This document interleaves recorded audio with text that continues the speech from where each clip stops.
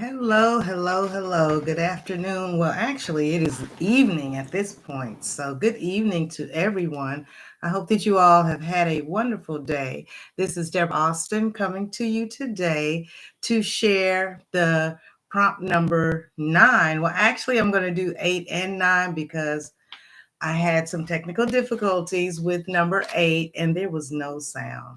I had no idea until I finished. So I went back to listen to it and it said this video had no sound. And I'm like, what is going on? But anyway, this is a project that I am learning a lot on as I progress. And so I am going to continue to move forward.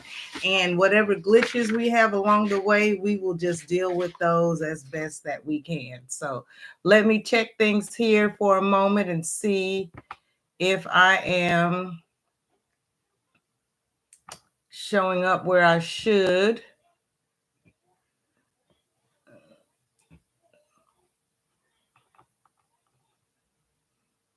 I believe I am. Yep, there I am. All right. So let me double check and make sure you can hear me. All right, good. Okay. So we should not have any unfortunate lack of recording again. So we should be all right. Okay. So as if this is your first time seeing me, my name is Deborah Austin. I am a life coach and business. I'm sorry, you guys. I went back to my teaching career. I am a life coach and marriage strategist. I empower Black women to discover their truth while thriving in midlife marriages. And so the women that I speak to are generally in the 40, 50 plus age range. You may have children in high school or just heading off to college. You might be becoming an empty nester sometime soon or in the next few years. You may be close to retirement. You may want to relocate. All of these are things that I have done in my life, and I want to share with you that even though you've been married for a long time, your marriage does not have to be dull and boring. And even if you are there now, you don't have to stay there. So I can help you to move beyond that stage and discover new things at this stage in your life. And it is my hope that you will join me on and start a new journey with me. So, as a part of that, if you are in a marriage, if you are in a midlife marriage, and that again would be a woman who is in her 40s, 50s, 60s, or older, been married for probably 20, 25 years, something like that, maybe 15. So, generalities, we're not no hard and fast rules. Or you may be someone in that age range who was not married all that time, but you are married now. You've gotten married in the last few years, or you're getting married. You might be getting married soon. And but you and your spouse are in your midlife years, and it's different being married at the midlife time. You have different challenges that you don't have if you are in a young marriage. In a young marriage, you may be dealing with children, little children, all of the adjustments of getting into the workforce and determining a career. You may be in school. All of those things are a lot of what we see as young people when we are just getting started. So at the midlife age, you have developed all of those things. Your children are probably grown or close to being grown. They, like I said, they may be in high school or getting ready to go to college. You may have been established in your career and have worked in it very long, and you are now about to retire. So this is all a new phase for you. And if all of these things are culminating at the same time, sometimes they can be a little bit difficult to manage. And so, as a life coach, I help you to work through whatever particular challenges you may be having. And we come up with a plan for you to implement. You work it, we hold you accountable. When things don't go well, we talk about why they didn't go well. When things go well, we talk about why they went well. So, I am here to be with you and to help you along the way. And one of the things that I am doing to help the women that are in my that are in my following, I have created a marriage manifestation journal, which I have here. And I actually do have an electronic copy for you if you are interested. And I want to put the link in the comments for you. It is also in the description.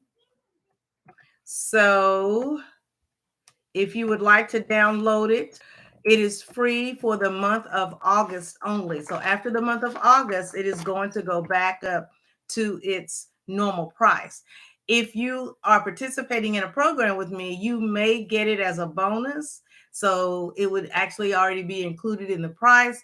But right now, I'm not running a program, but I am offering it as a free download for the month of August. So let me go ahead and get to the Marriage Manifestation Journal again.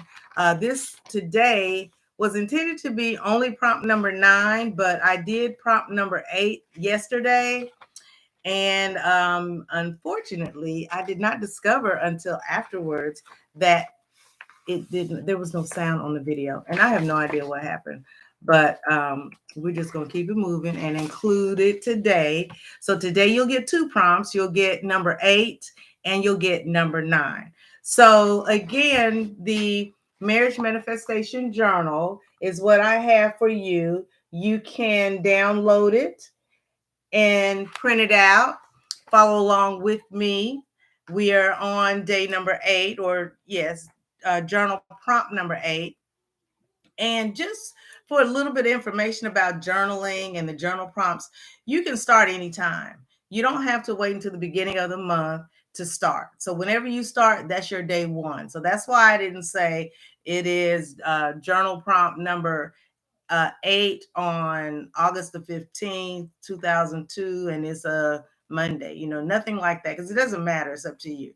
So what you want to do is choose a time and even a place. You may even have a special ink pen that you use. And if you have followed me, you know that pink is my favorite color. And so I created the journal in pink, and I even frequently use a pink ink pen when I am writing. So today I'm going to go over number 8 and number 9.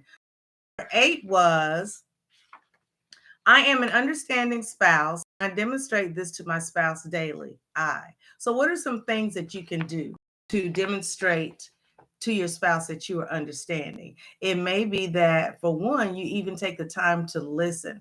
Sometimes when we are in a relationship, we want to get our point across so much in a conversation that we may not be truly, completely listening to what's being said to us.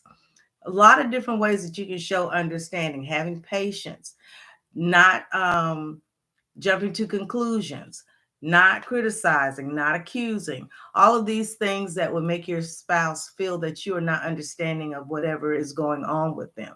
Just, sometimes if you restate to them what you feel that they have been trying to share with you, that can show that you have an understanding, or even show that you don't, but that you are willing to try to figure out what it is that they have been trying to share with you. So understanding has to do with prompt number 8. Again, prompt number 8 is, I am an understanding spouse, and I demonstrate this to my spouse daily. And when you go and print out the journal, each page has a prompt, and then it has another page behind it that is just a blank page. So you have pretty much 2 pages to journal. Do you have to use all this space? Absolutely not. Your journal is personal and it is for you. So you want to add to it as you want to add to it. So let's get to prompt number 9. So the 9th prompt says, I am an empowered woman in a midlife marriage. So what would you write as an empowered woman in her midlife years? What does that look like to you? I have to say that for me, some things that are different now are just the amount of time that I give to things that I have no interest in. I don't try to spend a lot of time on, if I feel like it's unnecessary, like I don't like to watch the news a lot. I may watch it periodically, but I am not one of those people who every day at 5 o'clock or 6 o'clock, whenever that I want to sit down and watch the news. There's just so much negativity, and I just don't want that in my spirit. And so I don't watch that kind of stuff as much anymore. I used to, just even because I felt like I needed to know, but I don't really need to know because all that doesn't impact me like that. I do stay up on, certain things, but again, I don't try to have that as a part of my life all day, every day, or just so that it is really sinking into me. I try to focus on the things that make me feel empowered, the things that are going to be in my life. And so a part of that has to do with taking care of myself. As if you may or may not know that my theme for the 2022 year is loving yourself in 2022. And so I have provided a lot of different ways that you can love yourself in 2022. And so taking care of yourself, including taking time to be alone or in engaging in activities that you enjoy, engaging with people that you enjoy. So don't limit yourself to just, sitting around and reading a book. A lot of times it is we have sometimes a little more fun than we think we might when we engage with other people. I know that I tend to be a bit of an introvert, and I'm really good with being by myself a lot of times. And so I have to make myself, have to push myself. As a matter of fact, one of the things that I have told myself that I'm going to do is to engage more with my friends. I relocated, I moved away from Atlanta about a little over a year ago. And actually 13 months ago. And we moved out of our house on July the 15th, so of 2021. But since moving here, I just, I've been so focused on doing what I'm doing here and working on my business that I've kind of not been in touch with a lot of my friends. Some I have, but not as many as I would have been had it not been for the move and getting acclimated to a new area. And so I've told myself that I'm going to reach out, and all of that has to do with helping me feel more empowered so that I am not just alone. As we get older, it's important to develop those friendships, and I do have a lot of friends who reach out to me, but I'm not always able to engage in conversation with them at the time. But I am going to, as one of the things that I want to do to empower myself and help me to feel, just like I'm doing the things that I want to do, is engaging more with my friends, spending time, doing things that I like to do. My husband and I like to play golf. We like to go to the beach. We like to walk on the beach. That's part of why we moved here, is because we wanted to be near the things that we enjoy, because we have more time to do that now that we are retired. And so we are going to continue to explore all the golf courses in the area and the different beaches. And so all of these are things that I had included on vision boards, and because they are now coming true, I am feeling empowered that I actually thought of these things and worked toward these things, and they have come to fruition. So for today's writing prompt, I am an empowered woman in a midlife marriage. What things do you think you would like to see in your life as a midlife wife?